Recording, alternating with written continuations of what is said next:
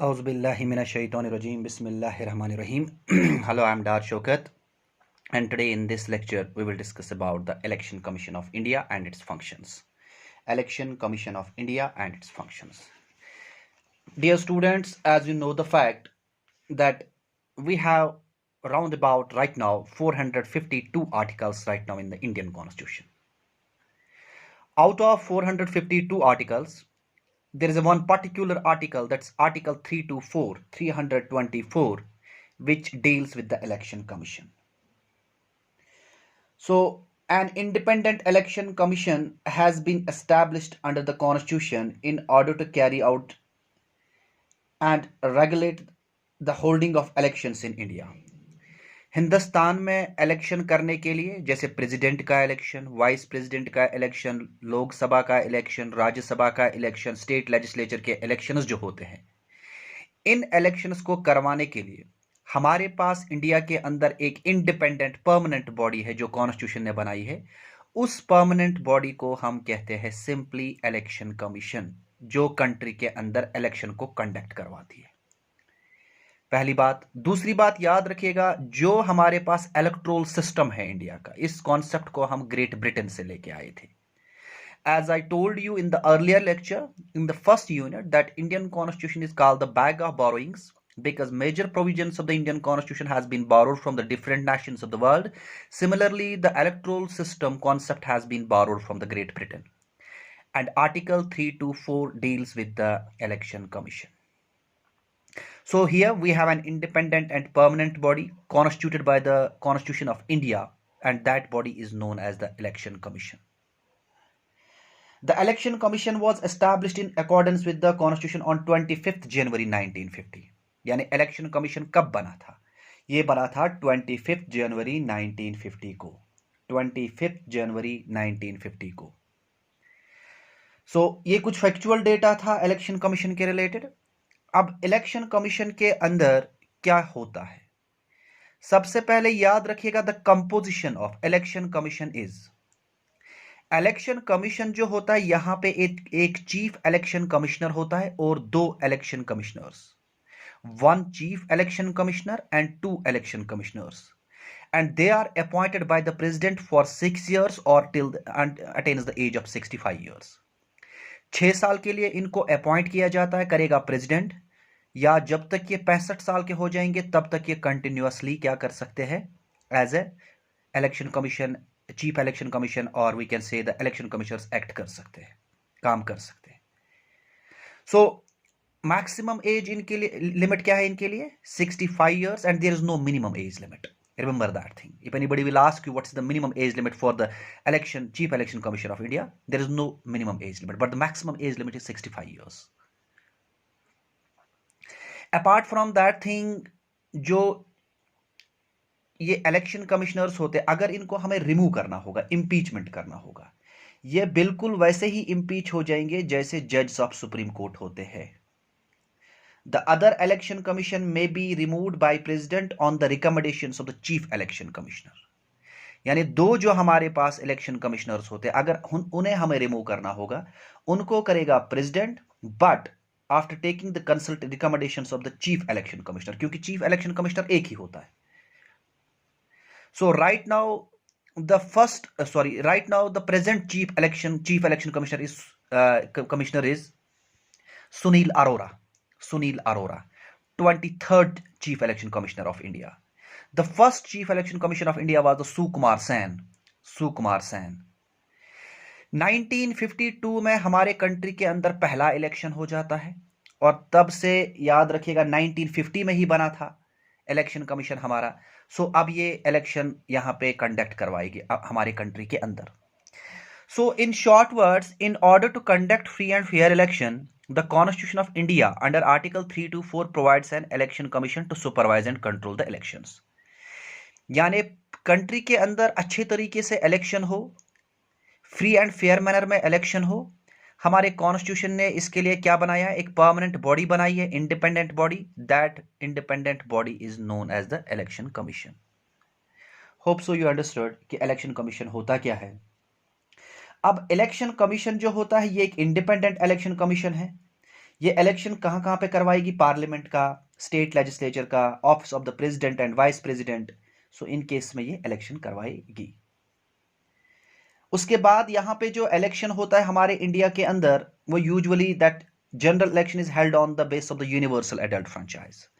यानी जो बंदा 18 साल का हो जाता है वही बंदा यहाँ पे वोट डाल सकता है। उसको हम कहते हैं सफरेज और एडल्ट फ्रेंचाइज।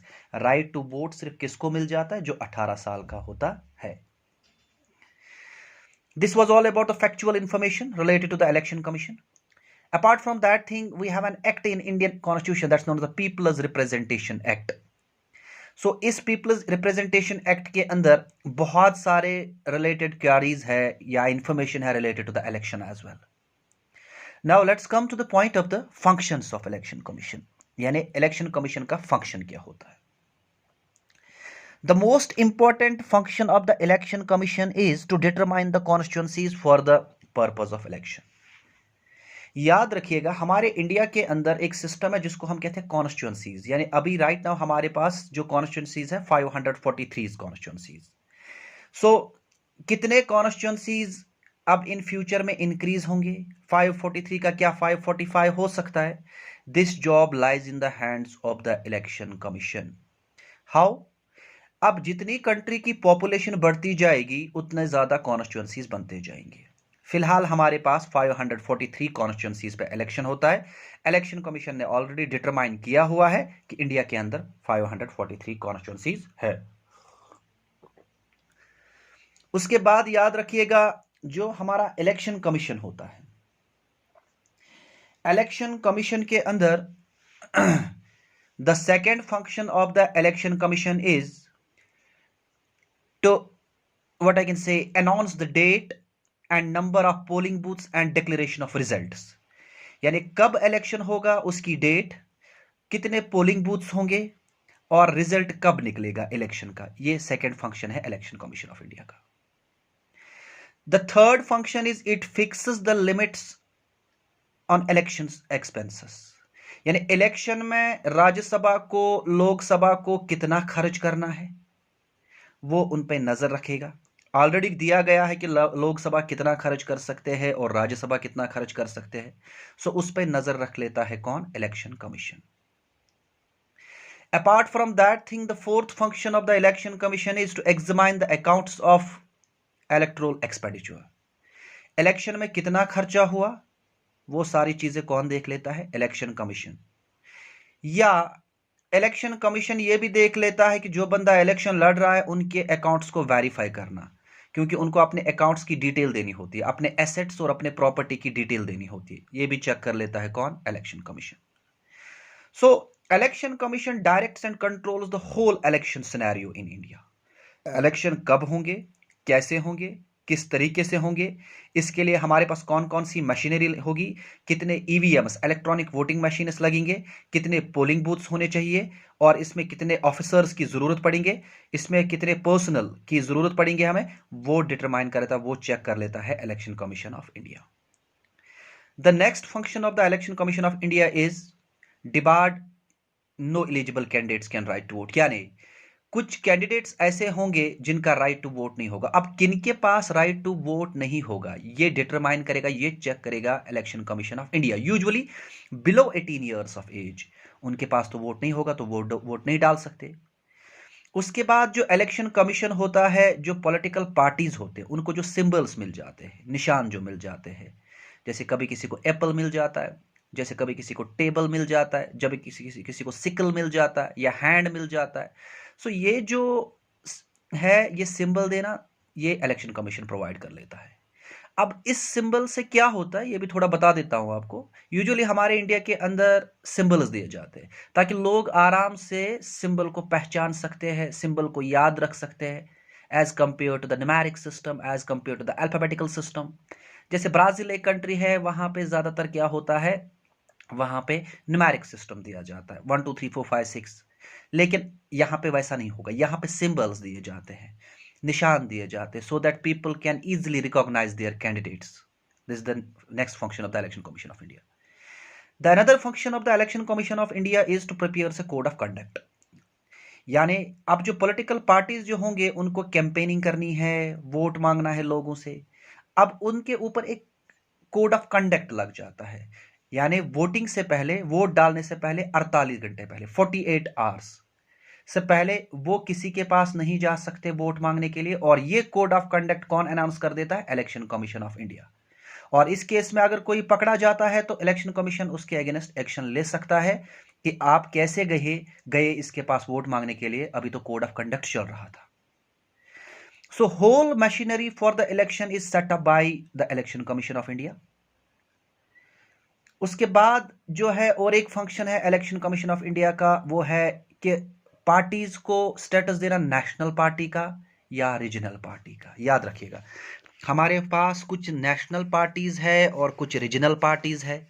अब नेशनल पार्टी कौन सी होती है और रीजनल पार्टी कौन सी होती है, हमेशा याद रखिएगा। हमारे पास यहाँ पे मल्टी पार्टी सिस्टम है इंडिया के अंदर, और यहाँ पे नेशनल पार्टी जो होती है, national party draw supports of different segments of society across the state.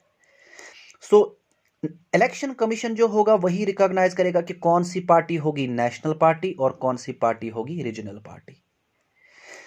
अगर एक पॉलिटिकल पार्टी को 3.33 वोट्स मिल रहे हैं in legislative assemblies and 4% of votes in Lok Sabha election in 4 states, फिर से बता रहा हूं, 3.33% of votes in legislative assemblies and secure 4% of seats in Lok Sabha elections of 4 states, उस पार्टी को माना जाएगा national party.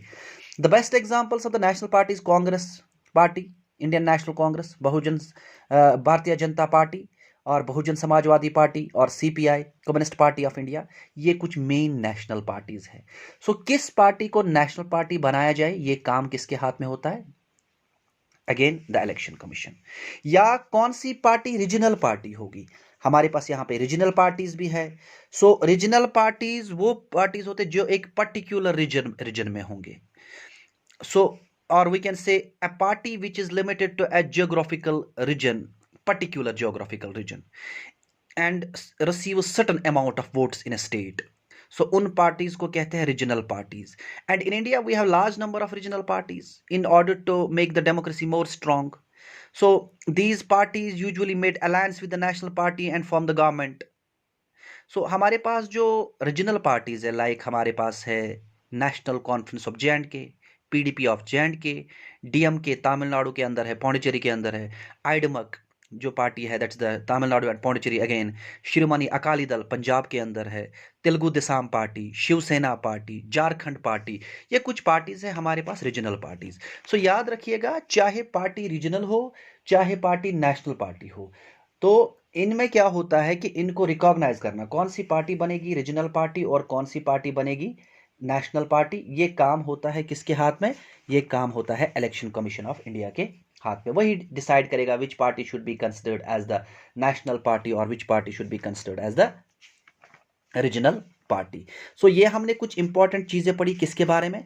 Election commission of India के बारे में, कि इलेक्शन कमीशन ऑफ इंडिया होता क्या है, कि इलेक्शन कमीशन ऑफ इंडिया जो होता है किस आर्टिकल के अंदर आता है। सो उसके बाद मैंने फैक्चुअल इन्फॉर्मेशन आपको बता दिया है। First election commission, chief election commission जो था सुकुमार सेन, और सुनील अरोरा आज का है 23rd। सो और यहाँ पे पहला इलेक्शन 1952 के अंदर हुआ था इंडियन कंट्री के अंदर, और यूनिवर्सल एडल्ट फ्रेंचाइज जो है वो यहाँ पे यूज़ हो रहा है, लाइक जिस राइट टू वोट सिर्फ 18 साल को बंदे को मिल जाता है। सो ये कुछ इंपॉर्टेंट फंक्शंस थे जो मैंने आपको इलेक्शन कमीशन के रिलेटेड कहे हैं। एंड आर्टिकल, पर्टिकुलरली आर्टिकल जो है that article 324 deals with election commission. और कब बना था हमारे कंट्री के अंदर इलेक्शन कमीशन? 25 जनवरी 1950 को। So the whole process of election is monitored by the election commission, and it means that the election commission monitors the election campaign or register political parties, nomination of candidates, और उसके बाद providing the symbols to the political parties, update the electoral rolls, ये भी कह सकते हैं कि किस कॉन्स्टिट्यूंसी के अंदर कितने सारे वोट्स है। सो वो पहले ही डिसाइड कर लेता है सो दैट कि कल बोगस वोटिंग ना हो। Thank you so much. Thank you so much. I'm Dad Shokat, and do not forget to subscribe my channel. The name of my channel is Oceans, Origin of Creative Energies and Neuroscience. Hope so you satisfied with this lecture. If anybody has a question, he or she can directly contact me. My contact number is 9596307080. Thank you so much.